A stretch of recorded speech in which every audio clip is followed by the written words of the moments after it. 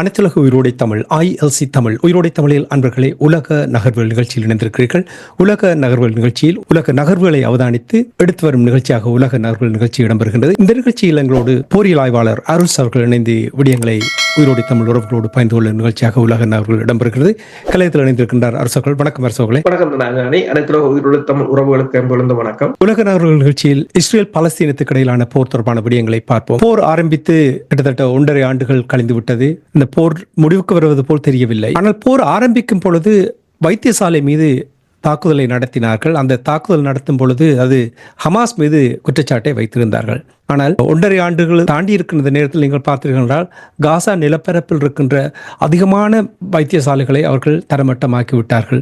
இருந்தாலும் கூட இந்த வைத்தியசாலை மீது அவர்களுடைய தொடர் தாக்குதல் நடைபெற்றுக் கொண்டிருக்கின்றது. ஹமால் என்ற வைத்தியசாலை, அந்த வைத்தியசாலை மீது தாக்குதல் நடந்தது தொடர்பாக அதை கைவிடுவது தொடர்பாக எந்த ஒரு அறிகுறிகளையும் காண முடியவில்லை. ஆனால் உலகமே பார்த்துக் கொண்டிருக்கின்றது. தொடர்ந்தும் அந்த தாக்குதல் நடந்து கொண்டிருக்கின்றது. வைத்தியசாலை மீது தாக்குதல் நடத்துவதற்கு என்ன காரணம் அரசோகளே? நாங்கள் கடந்த வாரம் பார்த்திருந்தோம். அதாவது இவ்வாறு குடிநீரை இஸ்ரேல் ஆயுதமாக பயன்படுத்துகிறது என்று.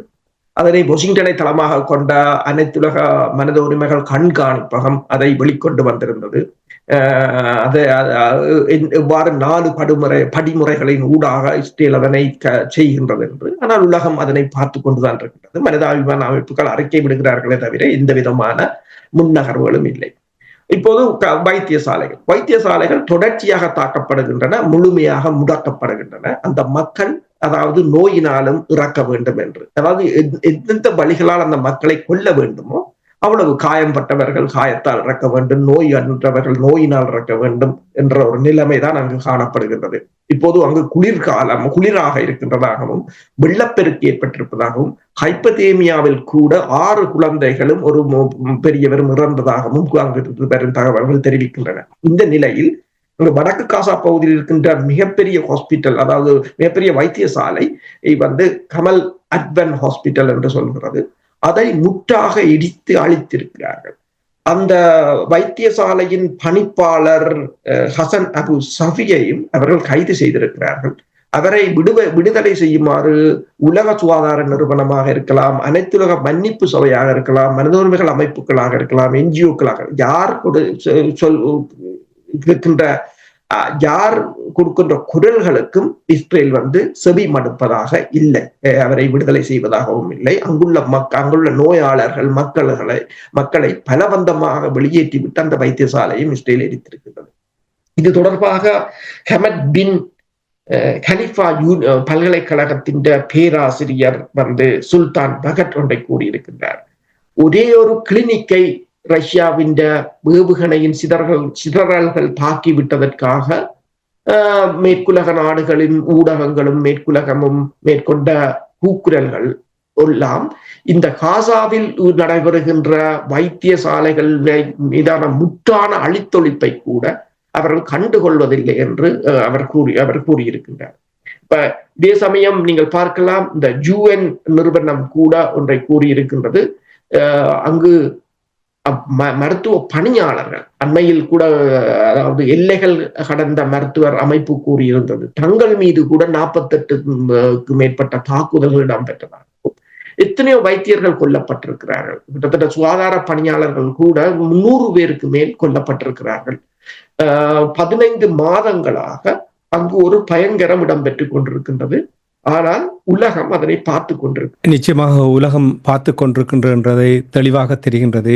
எங்கெங்கெல்லாம் தாங்கள் தலையிட வேண்டுமோ அங்கெங்கெல்லாம் தலையிட்டுக் கொண்டிருக்கிறார்கள் என்பது நிச்சயமாக. குறிப்பாக நான் கூறுவது மேற்கத்திய நாடுகளில் அமெரிக்கா, பிரித்தானியா, ஐரோப்பிய ஒன்றிய நாடுகள் போன்றவை. போரை பார்க்கும் பொழுது, இப்ப இஸ்ரேல் பாலஸ்தீனத்துக்கு இடையிலான போர் தொடர்பாக நீங்கள் பார்க்கும் பொழுது, காசா நிலப்பரப்பில் தாக்குதல் கொஞ்சம் குறைந்தாலும் ஒவ்வொரு நாளும் அங்கே ஏதோ ஒரு வகையில் பலஸ்தீனர் இறந்த வண்ணமே இருக்கிறார். அவர்களுக்கு ஆதரவாக தொடர்ந்தும் நாங்கள் தாக்குதல் நடத்துவோம் என்று ஹூதிஸ் அமைப்பினர்கள் தொடர்ச்சி அவருடைய அரசியல் பிரிவு கூட தெளிவாக கூறியிருக்கிறார்கள். தொடர்ந்து தாக்குதலை நடத்துவோம் இஸ்ரேல் மீது என்று கூறியிருக்கிறார்கள். பாலஸ்தீனத்தை அவர்கள் அங்கிருந்து முழுமையாக வெளியேறும் மட்டும் தங்களுடைய தாக்குதல் நடைபெறும் என்று. இதற்கிடையில் இஸ்ரேல் ஹூதிஸ் அமைப்பு மீது தாக்குதலை நடத்தி இருக்கின்றார்கள். இது தாக்கு பிடிக்குமா? இதனுடைய நிலைப்பாட்டை நீங்கள் எவ்வாறு அவதானிக்கிறீர்கள்? உண்மையில் அதாவது ஹூதிஸ் அமைப்பினருடைய தாக்குதல்களை பார்ப்பதற்கு முன்னர் இந்த UNRWA என்ற ஒரு ஐக்கிய நாடுகள் சபையின் அமைப்பு கூறியிருக்கின்றது. நீங்கள் கேட்டது போலதான் அங்கு தொடர்ச்சியாக தாக்குதல்கள் இடம்பெற்றுக் கொண்டுதான் இருக்கின்றன, இந்த மக்கள் அங்கு கொல்லப்பட்டுக் கொண்டுதான் இருக்கிறார்கள் என்பதற்குத்தான் இதனை கூறுகிறேன்.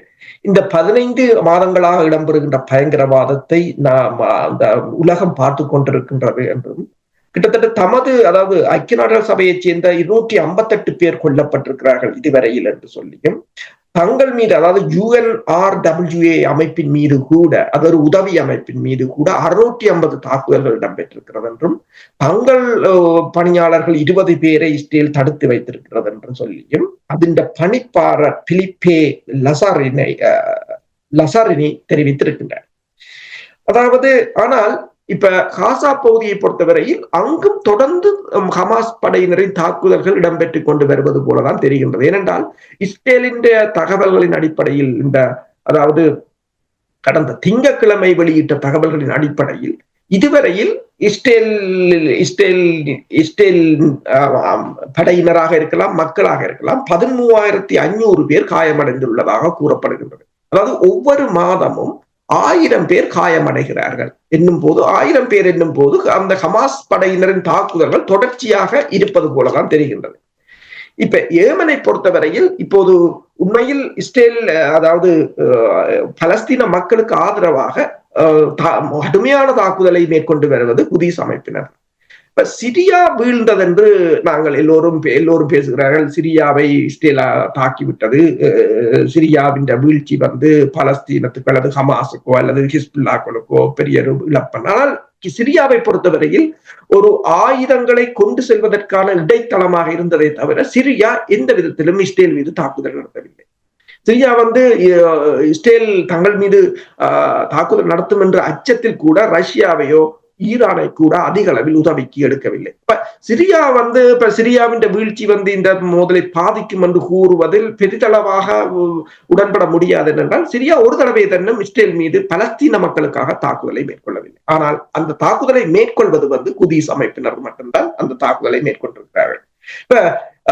இப்ப செங்கடல் பகுதியாக இருக்கலாம் அல்லது பப் அல் மண்டிப் பகுதியாக இருக்கலாம், அந்த கால்வாய்கள் தொடர்ச்சியாக முடக்கப்பட்டிருக்கின்றன. அது மட்டுமல்லாது இப்ப இஸ்ரேலும் நீங்கள் கூறியது போல இஸ்ரேல், அமெரிக்கா, பிரித்தானியா நாடுகள் தொடர்ச்சியாக ஏமன் மீது தாக்குதல், ஹூதிஸ் அமைப்பினரின் வான்படை தளமாக இருக்கலாம் அல்லது அவர்களின் துறைமுகங்களை தாக்கி இருக்கிறார்கள்.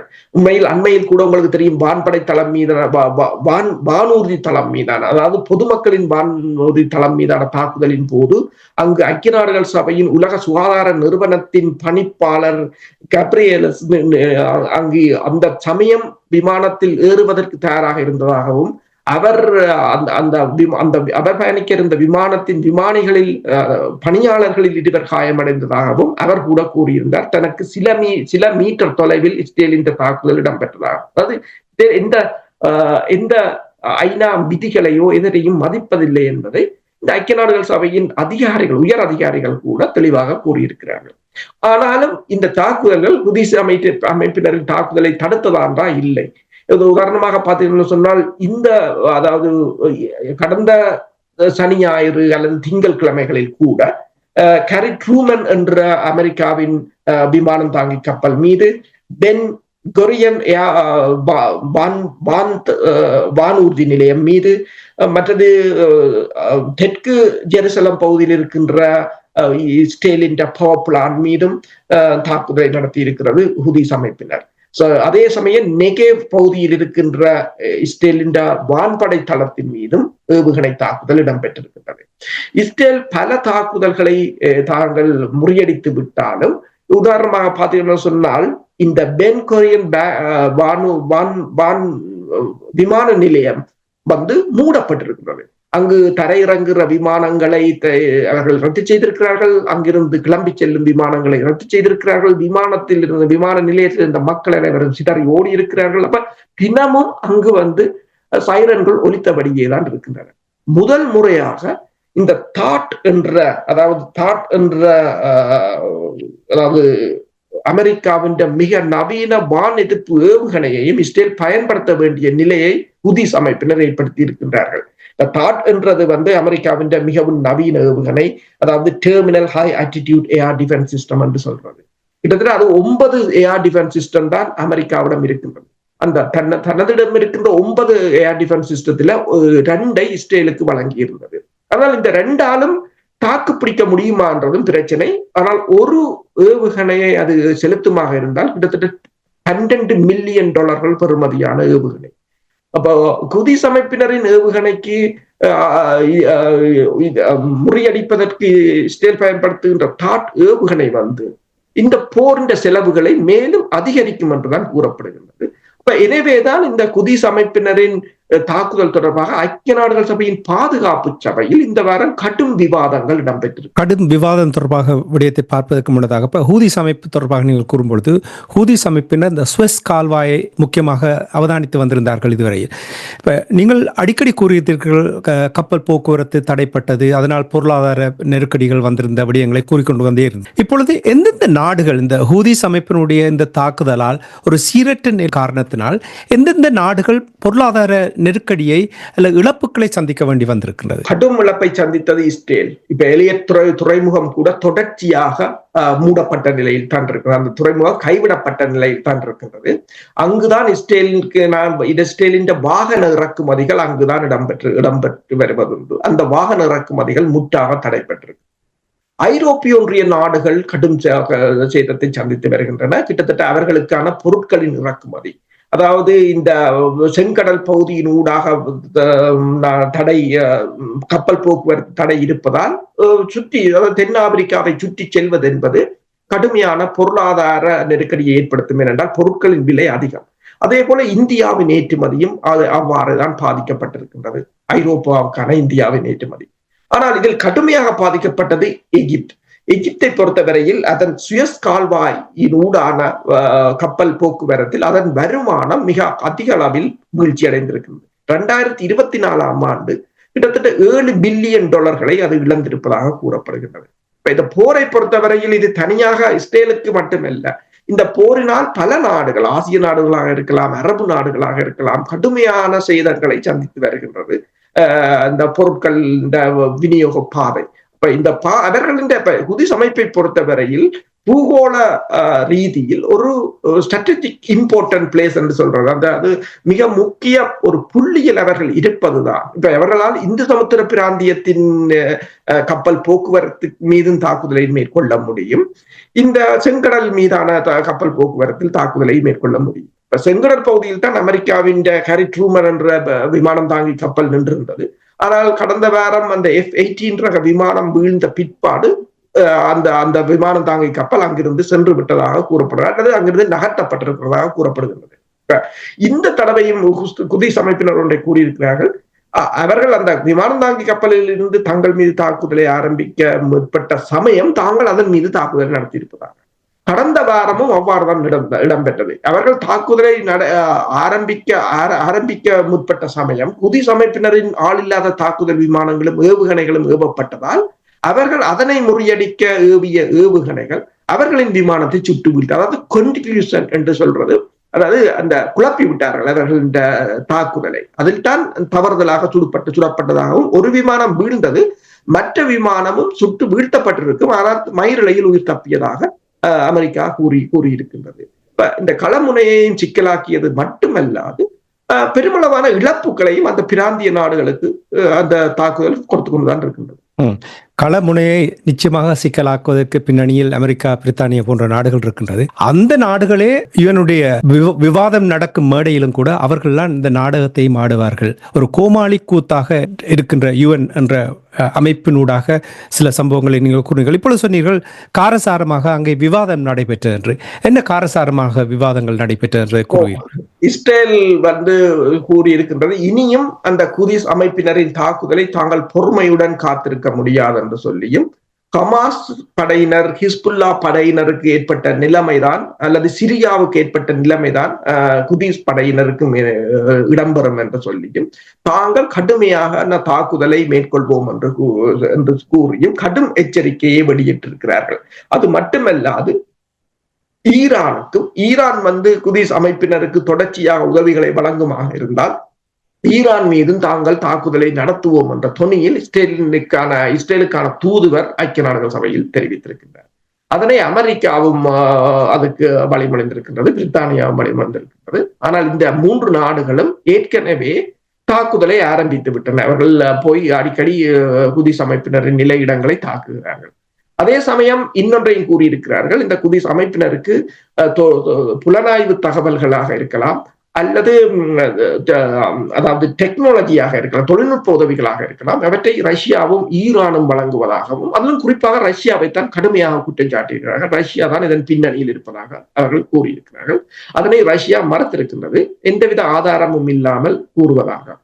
அதே சமயம் ரஷ்யா கூறியிருக்கின்றது, அந்த அமைப்பினர் மீதான அந்த வான்படை தளங்கள் அல்லது அவர்களின் வான்படை தளங்கள் இல்லை, பொதுமக்களுக்கான விமான நிலையங்கள், மற்றது துறைமுகங்கள், மற்றது மக்களின் குடியிருப்புகளை தாக்குவது என்பது ஐக்கிய நாடுகள் சபையின் விதிகளை மீறுவதாகவும், அந்த விதிகள் எதனையும் இவர்கள் பின்பற்றுவதில்லை என்று சொல்லியும், அதே நேரம் ரஷ்யாவின் தூதுவர் இன்னொன்றையும் கூறியிருக்கின்றார், இந்த ஐக்கிய நாடுகள் சபையின் உலக சுகாதார நிறுவனத்தின் தலைவர் அங்கு நின்ற போது கூட இஸ்ரேல் அவரின் பயணத்தை கூட மதிக்காது அவர் நின்ற இடத்திலிருந்து சில மீட்டர் தொலைவில் குண்டுகளை வீசியதும், அவர் பயணிக்க இருந்த விமானத்தின் பணியாளர்கள் காயமடைந்ததையும் ரஷ்யா அங்க சுட்டிக்காட்டியிருக்கின்றது.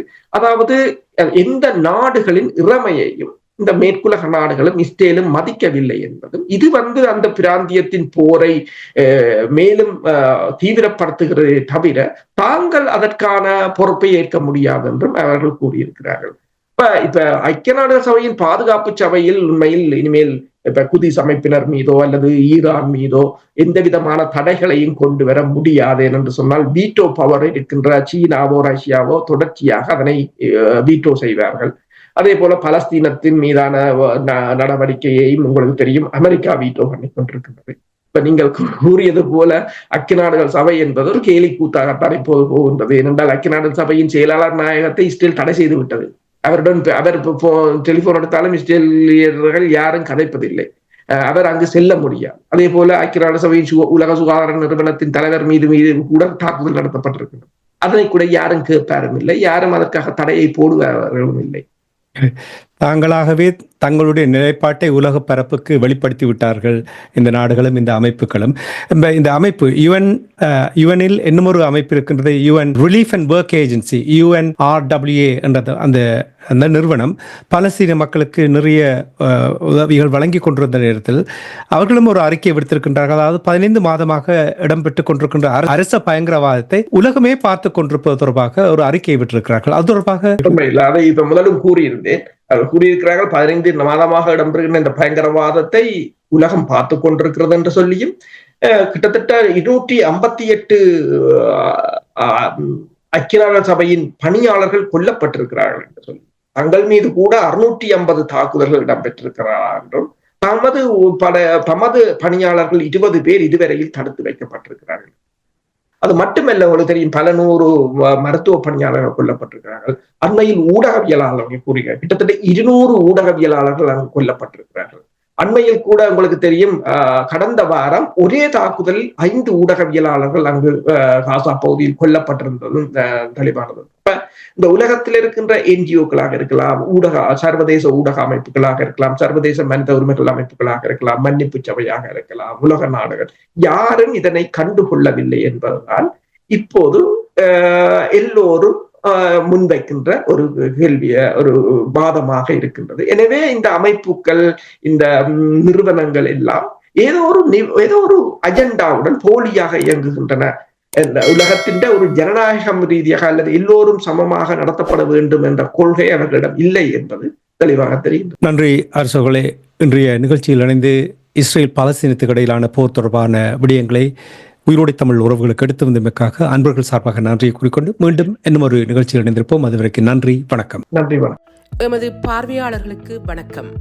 மக்களின் குரலாய் ஓங்கி ஒலிக்கும் இலக்கு மின்னிதழ் மற்றும் உயிரோடை தமிழ் வானொலி ஆகிய இவ்விரு ஊடகங்களும் உங்களைப் போன்ற எமது நேயர்கள் நண்பர்களின் ஆதரவிலேயே இயங்கி வருகின்றன.